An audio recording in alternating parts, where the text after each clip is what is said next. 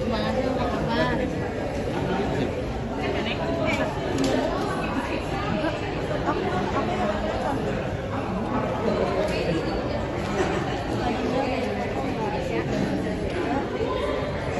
Banyak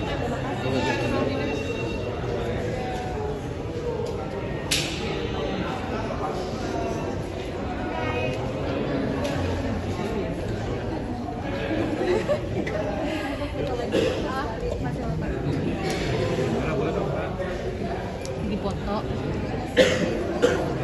Kakak bisa dijelasin mungkin karakternya di sini sih. Oke, karakter aku di sini aku mulai baru series lagi setelah sekian lama, dan kali ini bakal beda banget dari sepanjang perjalanan karir aku. Karena karakter Bella ini adalah karakter yang aku harus pintar maininnya banget sih. Dia bukan karakter yang baik-baik aja. Dia terlahir sebenarnya terlihat sangat normal. Dia punya karir, dia sebagai aktor, dia berteman dengan anak dari zaman kuliah, dia juga punya relasi pertemanan dengan mamanya Aldo, karena dia mamaku temenan sama mamanya Aldo. Tapi sebenarnya Bella ini ruang nyaman di hatinya itu sangat kosong. Dia nggak punya pegangan, jadi dia bisa lose control. Dia nggak punya rumah atas luka dan emosinya sendiri, jadi makanya pelariannya kemana-mana. Dia sangat destruktif, dia pakai substance, dia juga punya affair dengan seorang. Jadi ya untungnya produksi ini sangat profesional, jadi walaupun aku ada intimate scene, aku diarahkan dengan intimate coordinator. Jadi aku beruntung banget sih dalam pertama kali aku ngambil job yang punya intimate scene, semuanya berjalan dengan profesional dan aman. Jadi nggak ada semua boundaries checknya set dari awal. Jadi aku yang juga nyaman dan confident. Siapa lawan main itu Maxim. sama Maxim itu gimana, mungkin ada obrolannya sebelum take atau gimana? Pasti, makanya itu ada intimate coordinator kan gitu ya. Namanya pertama kali aku pasti ada perasaan apa ya, bisa nggak ya, nervous nggak ya gitu, karena emang belum pernah sebelumnya gitu. Tapi ya karena aku juga udah kenal Maxim lama, terus ada bidang ahlinya juga, ada intimate coordinatornya juga, jadi aku merasa lebih safe, aku merasa lebih aman dan profesional aja. Dengan siapa intimate coordinator? Ada Kak Intan namanya. Jadi intimate coordinator di Indonesia itu ada 2, dia salah satunya. Mungkin untuk adegan mungkin nanti yang intim itu mungkin apa persiapannya seperti apa, atau trik kameranya seperti apa gitu? Iya. Sebenarnya yang ada intimate scene itu kan nggak cuman aku, Haiko pun ada, tapi gayanya berbeda gitu. Kalau aku tuh lebih apa ya? Kalau Haiko dan Maxim itu lebih passionate, lebih slow pace gitu. Kalau aku tuh lebih agresif. Jadi kayak kayak gitu sih. So, tapi semuanya benar-benar sesuai skrip, sesuai arahan, dan sesuai profesional juga sih. Jadi ya aku ngerasa aman juga. Jadi kayak ada boundary checknya, kayak part sini red zone, terus ada yang sini masih boleh gitu. Jadi kayak overall aman sih. Ada latihannya juga sebelum take?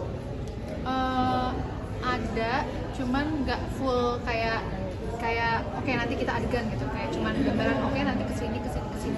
Jadi kayak patokannya udah ditentukan dari awal. Sutradaranya siapa sih Kak? Sutradaranya Mas Dom. Sebelumnya ya jangan ngomongin produksi lain, lupa, sorry. Tapi udah syuting berarti ya? Apa ini? Dulu ini? No, belum. Tanggal 17 baru syuting. Tapi aku ke Jepang dulu, so kayaknya aku bakal left out. Mereka syuting adegan lain dulu, karena aku memang udah ada kerjaan di Jepang. Jadi setelah aku balik ke Jepang baru aku syuting. Tapi butuh waktu buat mikirin beberapa hari gitu, maksudnya ketika kalau ada adegan-adegan intim gitu. Sebenarnya ini overing 2. Mereka itu udah sempet reading jalan, tapi kayak lompat pemain lagi. Aku pikir kayak emang udah lewat kali ya gitu. Terus kayak ternyata judul ini datang lagi ke aku, jadi kayak so I think it's a good opportunity untuk aku explore sebagai aktor untuk jump dari zona nyaman aku yang biasanya gitu loh. Karena menurut aku sih bukan apa ya, kedewasaan seorang aktor itu bukannya oh gue udah berani nih ngambil adegan ini, bukan, tapi seberapa dia responsibel atas peran yang diambil. Tadi kan juga sempat kakak bilang bahwa butuh waktu lama main series lagi, itu pertimbangannya apa sih kak? Sinetron. Oh, karena sinetron. karena aku di sinetron. Sebenarnya setelah ini juga ada another series yang aku mau mainkan, tapi udah schedule-nya udah tight sama sinetron, jadi kayak I don't know, series ini sih yang terselamatkan. Dari series ini sebenarnya apa yang mau disampaikan ke penonton? Sebenarnya series ini a lot of things ya. Kayak aku seneng sih, aku main series lagi bukan judulnya kayak cuman ya drama romance doang, tapi ini kayak ada suspense-nya juga. Terus banyak banget sih, kayak benar yang tadi dibilang, kadang apa orang yang kita pikir kita kenal, even itu di dalam rumah, dia bakal jadi seorang yang completely different gitu.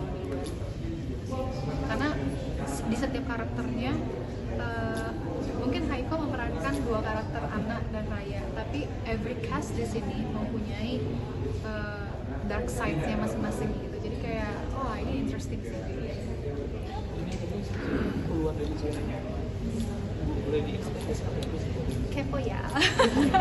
Ya keluar dari zona nyaman dalam arti kayak aku merasa memiliki kesempatan untuk bisa explore lebih dalam lagi, untuk bisa berevolusi sebagai aktor gitu loh. Karena kalau di sinetron kan mempunyai batasan-batasan tertentu yang kita nggak bisa langkahi gitu loh. Kalau di sini tuh bisa lebih realistis, bisa lebih explore, bisa lebih ekstrim. Ya. Jadi ya menurut aku sih kagetnya nggak nanggung-nanggung sih orang lihat aku di judul ini sih. So aku cuma berharap aku bisa memainkan karakter aku secara jujur dan believable gitu. Orang tuh percaya kayak gila nih orang sakit gitu. Gitu sih. Tapi cara kamu mengeksplor tuh gimana sih kak untuk melakukan Aku harus bisa mengerti sih. Aku harus bisa memahami. Kadang kan kita ngambil peran kayak oke, contohnya aku ngambil peran ini. Ini bukan karakter yang aku nyaman.